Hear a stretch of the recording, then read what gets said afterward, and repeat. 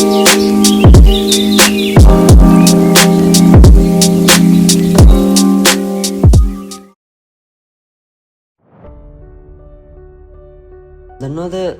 මනුෂ්‍යයෙකුව වෙන් කරලා දෙවියන් වහන්සේ උන්වහන්සේගේ කැමැත්තේ හැටියට උන්වහන්සේ හැම කෙනෙකුටම වැඩක් පවරලා තියෙනවා.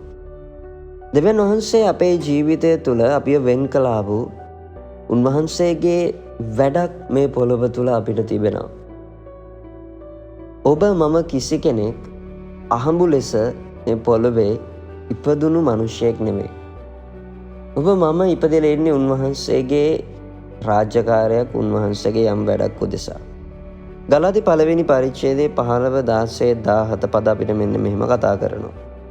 නමුත් මව්කුස පටන් මා වෙන් කළා වූද තමන්ගේ කරුණාව කරුණ කොටගෙන මා කැඳෙව්වා වූද දෙවියන් වහන්සේ තමන්ගේ පුත්‍රයාණන් වහන්සේ ගැන අන්‍ය ජාතීන් අතරේ මා විසින් දේශනා කරන පිණිස උන්වහන්සේ මා තුළෙහි ප්‍රකාශ කරන්නට කැමති වූ කෙනෙහිම මාංශය හා රුධිරය සමග මන්ත්‍රණය නොකොට මට පළමුවෙන් ප්‍රේරිතව සිටියවුන් ළඟට යෙරුසලමට නොගොස් අරාබියට පිටත්ව ගොස් නැවත දමස්කයට හැරියාවෙමි. පවුලුතුමා හරි ලස්සන විදියට එයාගේ කැඳවීම ගැන දෙවියන් වහන්සේ ව තියලා තියෙන්නේ මොකටද කියන එක හරිම පැහැදිලිව පවුල්තුමා කතා කරනවා. එයා කියනවා මව්කුස පටන් මාව වෙන් කරලා තිබුණා. ඒ දෙවියන් වහන්සේගේ කරුණාවෙන් මාව වෙන් කරලා තිබුණා. අන්‍ය ජාතීන් අතරේ සුභාරංචිය කියන්න උන්වහන්සේ මාව වෙන් කරලා තිබුණා. මම මාංශය රුධිරය එක්ක ගැන ඒක ගැන කතා කර හිටියේ නෑ. දෙවියන් වහන්සේ මාව අරගෙන ගිය මාර්ගයේ මං අරගෙන යන්න සැලැස්සුවා. මම මේ මාර්ගයේ ගියා. දැන් අපේ ජීවිතේ දැන් අපි බොහෝ වෙලාවට අපිට අමතක වෙනවා දෙවියන් වහන්සේ අපිව කැඳවගෙන උන්වහන්සේ අපිව තෝරලා තියෙන්නේ කියන එක ගැන අපිට අමතක වෙනවා. තනද ඔබම මාව දෙවියන් වහන්සේ කැඳවලා දිනවා. මව්කුසේ පටන් මව්කුසේ ඔබ ඉපදෙන්නට පෙර පොළවේ අත්තිවාරම් දාන්නට කලින් දෙවියන් වහන්සේ ඔබව මාව යම්කිසි වැඩකට කැඳවලා තියෙනවා. එතකොට ඒ වැඩය තුළ දෙවියන් වහන්සේගේ කරුණාව, ඒ කියන්නේ ඒ වැඩය සමහරවිට අපි හිතනවා අර මිනිහෙක් අපිට කළු ගලක් උස්සන්න කිව්වා වගේ සමහරවිට ස්වාමිනේ ඔබ වහන්සේ මගෙන් බලාපොරොත්තු වෙන්නේ මේ වගේ දෙයක්ද? දෙවියන් වහන්සේ කියනවා ඔව් මම බලාපොරොත්තු වෙනවා. හැබැයි මම ඔයාට මගේ අනුග්‍රහය, මගේ කරුණාව ඔයාට මම දෙනවා. ඒක නිසා මේ දවසේදී ඔබට තියෙන වැඩය මාංශයයි රුධිරයයි එක්ක සාකච්ඡා කරන්න යන්න එපා. පළවෙනි දේ තමයි දෙවියන් වහන්සේ ඔබට දීලා තියෙන කැඳවීම ගැන ඔබ තුලම සැක කරන්න එපා. මොකද ඒ කැඳවීම තියෙන මාංශයේ රුධිරය ඇස්සේ නෙවෙයි, ඒක තියෙන ආත්මික ලෝකයේ ආත්මික තලයක. එතකොට ඒ ආත්මික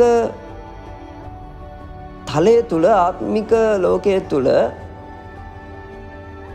ඔබ යාක්ෂාවෙන් දෙවියන් වහන්සේත් එක්ක ඔබේ කැඳවීම ගැන ස්ථිරත්වයකට එන්න අවශ්‍යයි. ඊළඟට ඔබ වටපිටාවත් එක්ක වෙන මනුෂ්‍යයොත් එක්ක ඔබ ගනුදෙනු කරන්න යන්න එපා. ඔබේ කැඳවීම ගැන මේක වෙන්නේ නැති අරක වෙන්නේ නැති. ඔබගේ නායකයත් එක්ක කතා කරන්න. හැබැයි හැමෝටම කියන්න එපා මේ. එතකොට ඒ ඔබගේ මනසට පැමිණෙන දේවල් මාංශයෙන් සහ රුධිරෙන් පැමිණෙන දේවල් මිස ආත්මයෙන් පැමිණෙන දේවල් නෙමෙයි. ඊට මෙයා කියනවා මම ඒව මන්ත්‍රණය කරේ නෑ.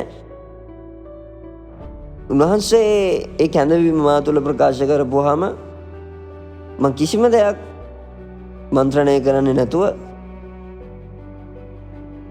මම උන්වහන්සේගේ වැඩේට ගියා. දැන් අද දවසේදී දෙවියන් වහන්සේට කියන්න ස්වාමිනී වහන්සේ මාව කැඳවලා තියෙන වැඩ කිසිදු කෙනෙකු සමග හෝ මා තුළ හෝ සැක නොකොට